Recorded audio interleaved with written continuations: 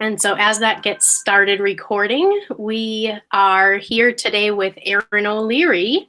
And just a couple reminders as we get going. Let's reload. I'll reload my slides here.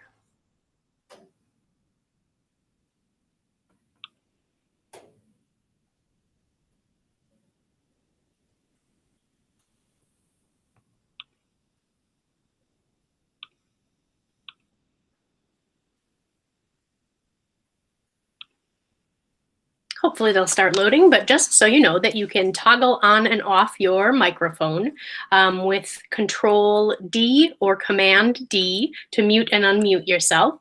And then you can toggle your camera off and on with Control E, hitting that button on your toolbar, or Command E if you're on a Mac. Also, if you need the captions on or would like the captions on during this Google Meet, you can click that CC button to turn on the captions.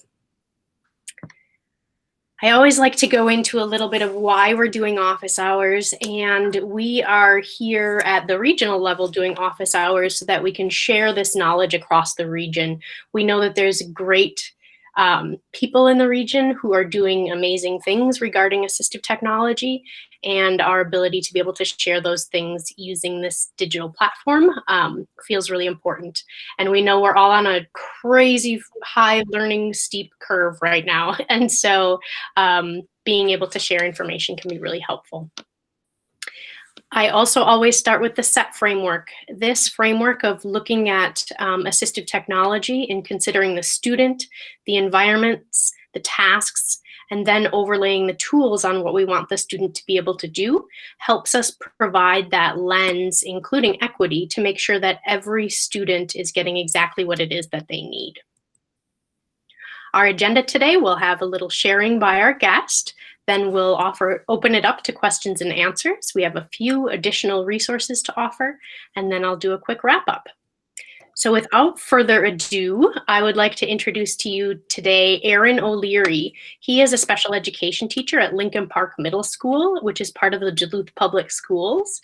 And so with that, I will hand it off to Erin. Erin, I'll play Vanna for you on your slides, but I'll mute myself, so feel free to tell me when to move on to the next slide. Thanks, Julie. So I'm Erin, and yeah, I've been at Lincoln since it opened, and today we're just going to talk about some tech things that I found to be super helpful for the kids whom I serve here, and maybe you will too. So if we want to go on to the next slide. Power of captions. So just a little backstory with captions. I started recording my videos, so kind of my how-to, my tutorials, my greetings for students through Screencastify for our studio, for our Canvas, after a super helpful person whom a few of you may know by the name of Kelsey Funk came to me and reminded me that, hey, our kiddos need this. I need you to put this in here. And so right off the bat, the power of captions allows for access for everyone, regardless of what people need. And in terms of learning modality, for me, I'm a word guy. I need to read. And so when I have those captions on the screen, and yes, I watch TV with captions, I am able to not miss words because I know words count, and words count for our kids too. So learning modality is huge. And last, the welcome. If I'm a kid and I can't access the content that another teacher or another presenter is sharing, I'll just tune out. And I feel a sense of being left out. And so for me, serving our kids, I always want to extend a welcome. And the power of captions extends a welcome to certainly our kids who are deaf and hard of hearing, but also every kid. All right, Julie, next slide, please. Okay, so you're asking yourself, and Kelsey might have gone over some of this ground, but hey, it never hurts to do it again. How do you do this? So you video. I began with QuickTime on my Mac, but this fella who I'm going to show some cred to at the end got me on this thing called Screencastify. And this changed my life because it gave me the option of just recording my face or being able to record the slides, the content I'm presenting, and my face in the corner, or just the content. Get me out of there. Just have my voice. So I love Screencastify. I do all my stuff in Screencastify. If Screencastify, for whatever reason, isn't available, I'll use QuickTime or Studio. Those are fine. But in terms of utility, Screencastify, I see as being far ahead of the others. Once I've recorded my video, I take it from either my main drive, my Google Drive, or my hard drive at home, throw that bad boy into Studio so I can begin to work with it. And then it's caption time. And this is so simple. And Kelsey showed me this. And when Kelsey showed me this, it's changed my life. So you have a box, you click on caption, right? And you go ahead and it gives you a great a list of all the different languages you want. You click on English and it takes some time for the captions to be loaded on. And they're not necessarily perfect. So you wait a little bit, you go work on some other stuff while the captions are being loaded on. But then you come back to the editing floor. And I have my friend Charles Barkley here. And they just robbed him. Somehow this caption has him saying, "That's terrible," which is why you need to go to your editing floor and check out your captions. I always love to introduce myself in each of my videos for whatever reason. Instead of Mr. O and the word here, I get Mr. O dash here, like O'Hare or something. So I got to go to my editing floor and make sure everything looks right, because there's nothing that blocks a kid's exposure to content more than terrible editing. That doesn't take long though. That's the great news. So you check it out and then you go ahead, you post it. And the great thing is that Kelsey or Sarah Erickson, one of our folks with whom I'm lucky enough to work, I'm sure that you've got folks who are your go-tos. They'll check it out. And if they've got a question, they'll get right back to me. I'll fix it and boom, it's done. All right, Julie, next. Okay, so writing. Okay, this was so cool. All right, so you can say this in docs. And why? Again, this allows access to everyone. I have no doubt every one of us here has served a kid who looks at a pencil in defeat, in abject rejection, tosses it, whatever. They don't want to write. Well, wow. We give them a voice to text, like what's available in docs, and suddenly we've got prolific digital pens. And so I was able to get this joker here who was willing to demo it, show us a video. I did not pay him much, so please forgive him whatever he misses. But Julie, if you want to just go ahead and click on the link, say it in docs, that'd be great. And forgive this guy for whatever he doesn't do.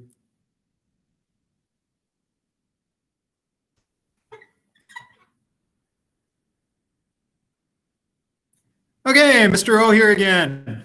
So we talked about read and write Chrome to help you when it comes to reading long text or any text. And today we're going to talk about how to use Google Docs to write, because you're going to be doing a lot of writing this year.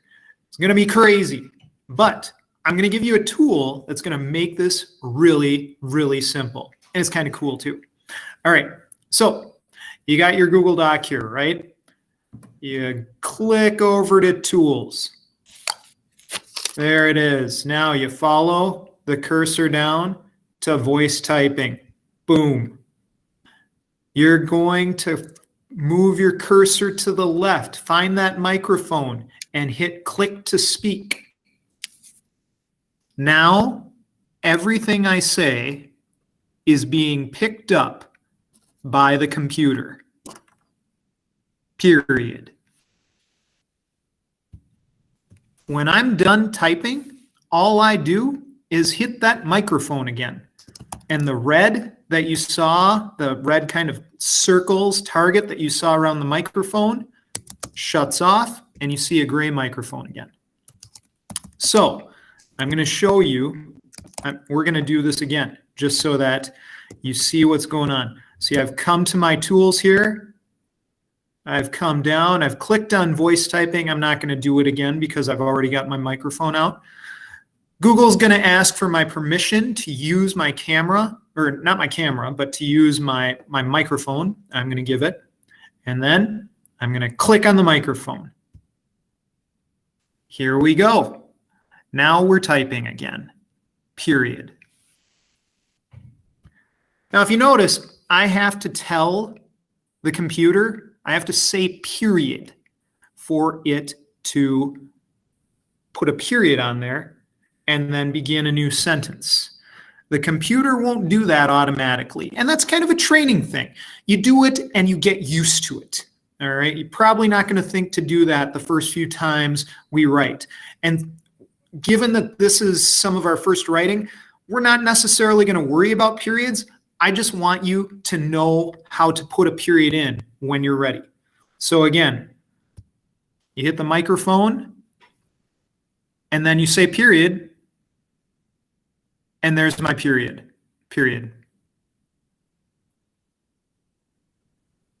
And the tricky part there is that Google put in 2 periods when I said the word period. But at any rate, you tell Google what you want it to do. I'm going to give you one more. Actually, I'm going to give you a couple more things because punctuation is just so important. We're going to talk about asking a question. First, though, I'm going to say new line because I want a new line to begin a new sentence. Here we go. New line. Period. New line. Now, I'm going to ask a question, period. What's your name? Question mark. And there it is. I said question mark, and the question mark pops right up. Let's say I'm going to shout at you. Ready? Here we go. How dare you! Exclamation point. And there it gives me an exclamation point. So you can use this to do all sorts of writing. And I'm going to help you use it. We're going to work together, and it's going to be super awesome. So I'm looking forward to it. We're going to have fun. Let's do this together. I'm looking forward to it. I'm looking forward to working with you. Take care, and we'll talk soon. And I have to figure out, okay, this is how I stop recording. Take care, and we'll talk soon. Bye now. Okay, so just a couple things I'd add that this joker left out. First off, depending on your clientele, you might want to scale things down a bit. So maybe you'll leave the question mark and exclamation for another time. I just kind of got going. And when you put your face in front of a camera, it's a really easy thing to do. So that's thing one. Thing two, and I made a video of this for the kids, but obviously you're maybe using another platform. And so you copy and paste what you've written or dictated into docs into that platform. And so since we're using Canvas, I created a video for the kids showing them how they could copy and paste from their docs into Canvas. And they got it. And so we'll keep doing reminders, but I would just next time around be kind of careful to maybe scaffold a little more, because as a kid, for some kids, question mark, exclamation point, wow. So just something to think about. And then other kids, we'll eat it up. Okay, Julie, next slide. Please and thanks.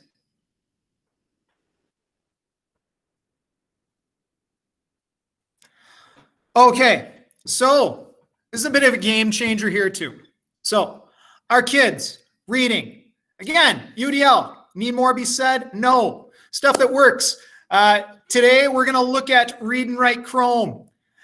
Bookshare has been another one that's worked well for a few of my kids.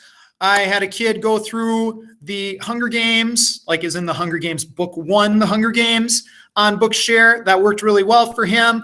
some other kids, and this has been a complaint from both case managers and kids, the voice is too robotic, but you've got workarounds there. YouTube always has some stuff, but there are limits too. So just whatever you find works for you and works for your kids. And why don't we go ahead and click on that link and see how our kids can read using Read and Write Chrome.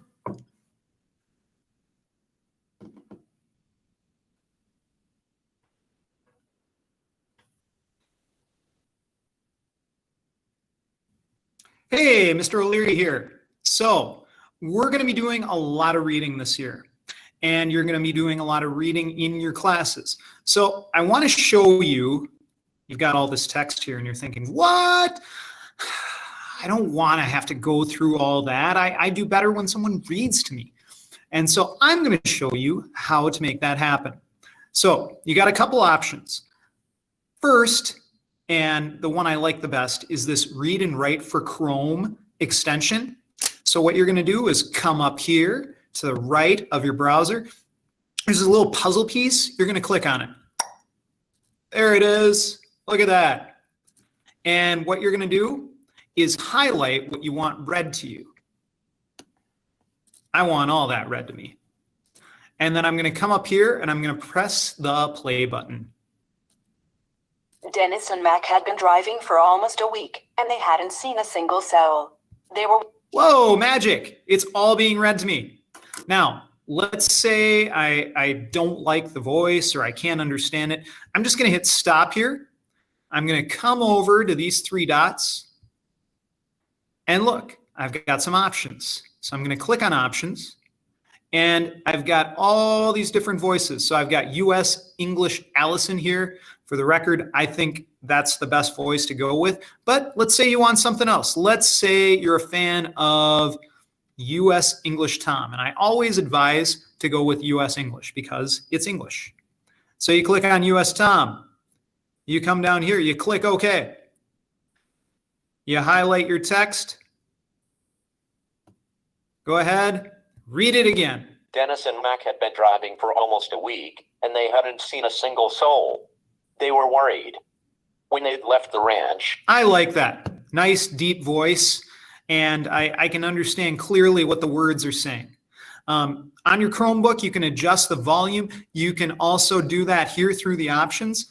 One of the things I like is that you can adjust the speed. So if you feel like this is reading too fast and you want it to slow down, you go ahead and hit this little circle button here next to speed. Let's try it now. Let's listen to Tom read to us. Again, I'm going to highlight my text. I'm going to go ahead and hit play. Dennis and Mac had been driving for almost a week, and they hadn't seen... Oh, now I'm catching every word. That's kind of cool. But if you're not a fan of that, you can really play with this and go with whatever works for you. Okay, so that is Read and Write for Chrome. That is how you're going to be able to have long pieces of text read to you. Take care, and we'll talk again soon. Bye now.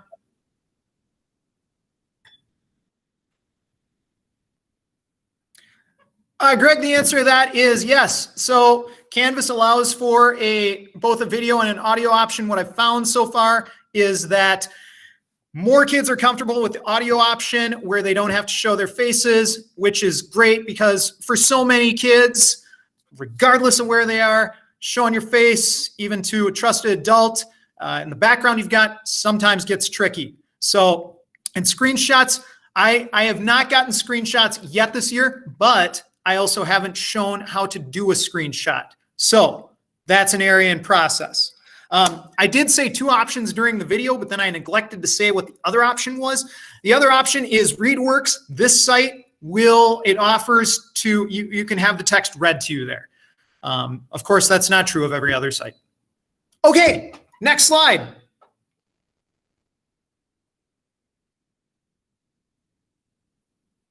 Oh, yeah.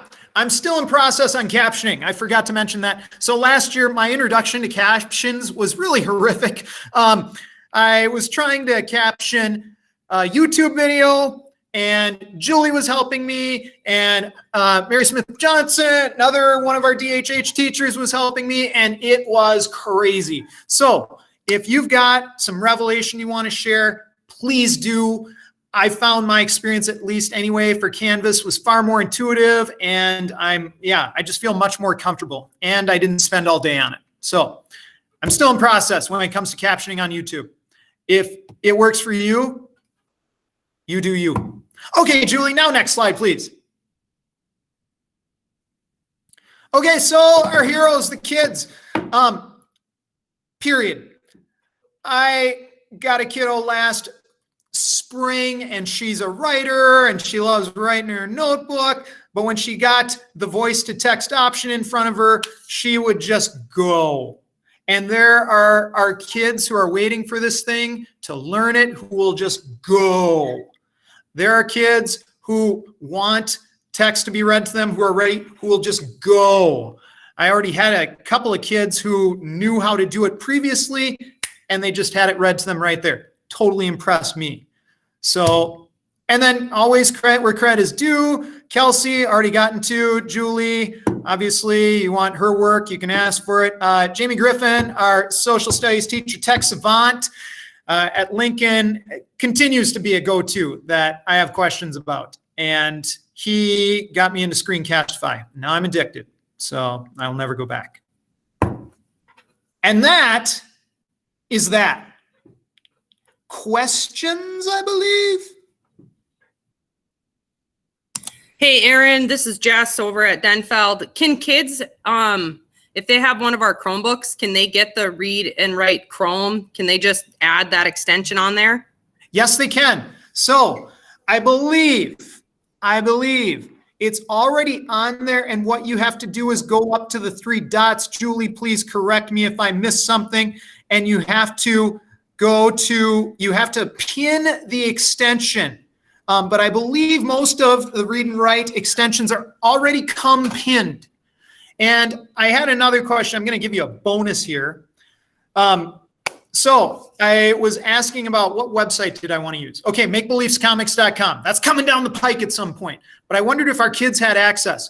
Bart Smith will give you the login name for typical Kid A and a password for typical Kid A, so you can go on there and experiment and see what sites are available to our kids and which ones are blocked, which is totally useful because, as you know, there's so much available to us that gets the nice big block message for our kids.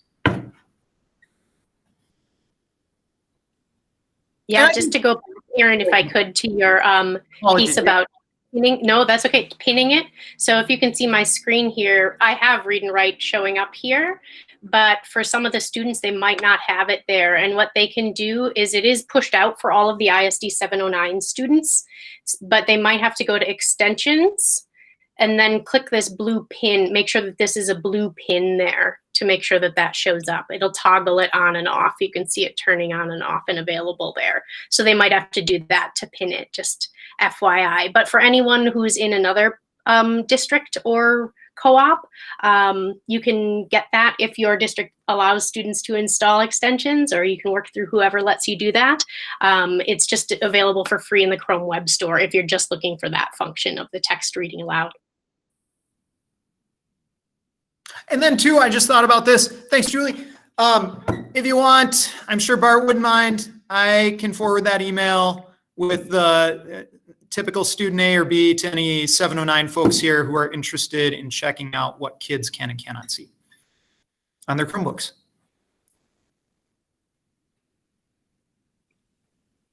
Great. Any other questions for Aaron here?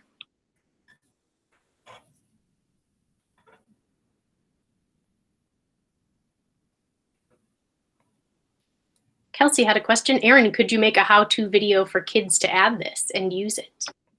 Absolutely. Absolutely. So that's something I need to add to my to-do list. Oh, look at you, Kelsey. Push us. Otherwise, it doesn't happen. That's a great suggestion, Kelsey, to have teachers be able to post it out in their module next week. I love resource sharing. There's no reason for everyone to be reinventing the wheel. So I really, really love that idea. Thank you. Erin, you might not have seen in the chat window just now, Kelsey said she'd caption it for you. Ah, man, Kelsey, thank you. That'd be great. Teamwork.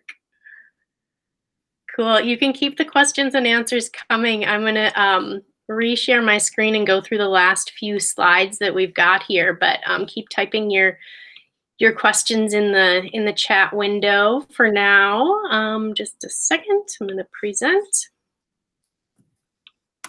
Maybe. Nope.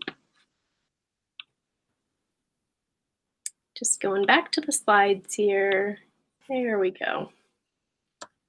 All right. So there are just a few additional resources listed.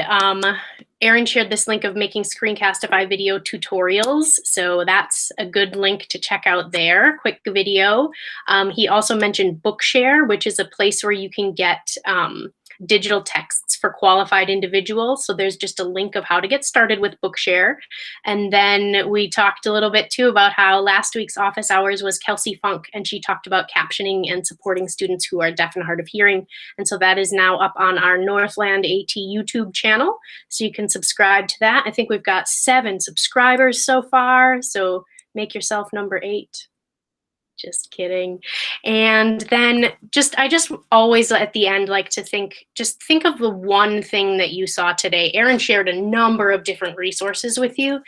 What is the one thing that you saw today that you feel like you can take back and as a manageable workload piece, learn about and possibly share out with students? So again, as you're thinking about your student in their environments, the tasks that you want them to do, and then think about that one tool that might support them.